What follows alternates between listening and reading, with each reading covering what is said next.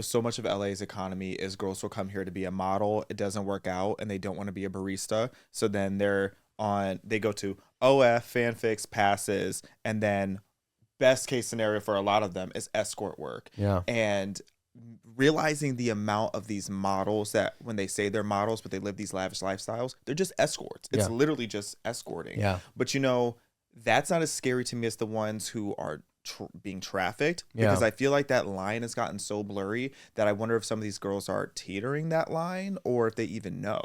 Yeah. A lot of times they don't know. I've known girls who I've found out have been trafficked, and I'd say something like, "Hey, just go home." Like, Yeah. but they're so scared of the people who are, trafficking them to do something to their family or them if they do go home, Mhm. because they'll do stuff like look at your ID, or where you come from, ask you questions.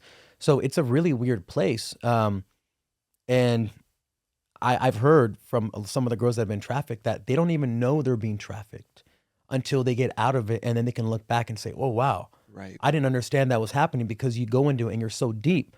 It's like a everyday thing. It's just like a normal life to you, but to everyone else, you're like, "What's happening?" And then so unfortunately, you do see stuff like that. You see the worst in people when you have unlimited money, unlimited alcohol, and drugs are everywhere. Some people, they never escape that hole. I've had 15 friends who have died from fentanyl overdoses Wow. that were in nightlife. Sad. Some really good friends of mine. I used to play this game called Mobile Legends. It's like League of Legends, right? And we had a crew of us. It was 5 of us that would play.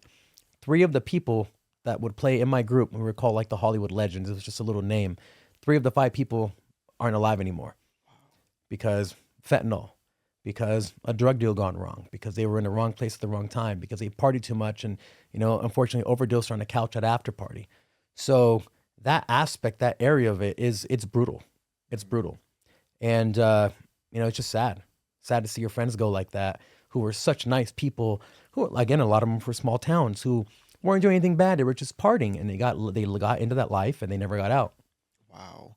So the implications on mental health when you're in this Hollywood club promoter mind, or this Hollywood club promoter career path, a lot of people don't realize how toxic it is in your own brain. It's one of the hardest things. People don't understand this. It's one of the hardest industries to leave because you have all the status. You're basically like a celebrity, right? Celebrities go to you for things. You're the I got a guy. And even, and Fabian, I got a guy, his name is Fabian. He can, get a tiger for your birthday or whatever it is. But when you have unlimited status, when you have all these women around you, the alcohol is free. You're getting flown around the world on private jets. You're getting everything handed to you and you're making a ton of money doing it. What are you going to do after? Yeah. Right? What job is going to fulfill the same type of adrenaline rush that you get by, being in nightlife, especially when you're at a high level? So if you're not mentally capable of getting out of it, or if you don't have anything that you can do, and if your mind is not strong, you're never going to escape. You're going to stay in there forever. Something's going to happen. You're going to party too much for too long, and you're going to end up dying. It's weird. It's like you have everything, and then you have to go do something else. Some people don't. Some people stay and they're 50 years old doing it, 55, 60 years old. I've had friends who have gotten out. I have other friends who have not gotten out. So I never really cared about nightlife. I just love having a good time. My thing was always, just learning things. I met all my clients who I now work with through nightlife because they knew I wasn't just like talking about partying. I would party, but I would never talk about it. I didn't care how much money you had. I know billionaires, I know dignitaries, I know princes, all these, but I never cared that that's who they were.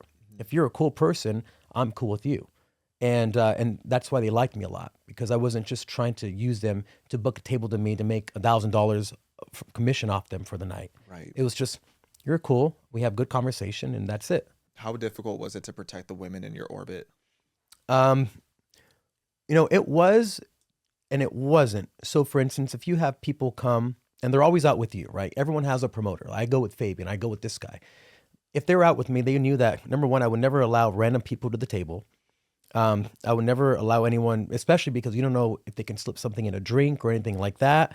So you're taking care of people. That's mostly the job. You're a host. So you're making sure that your people are taken care of, that they're safe, and that they're having a good time. If you could do those three things, then you're already succeeding. But I was very, very closed off to new people. Okay, who are you? Why are you here? Why do you want to be at the table? Who do you know?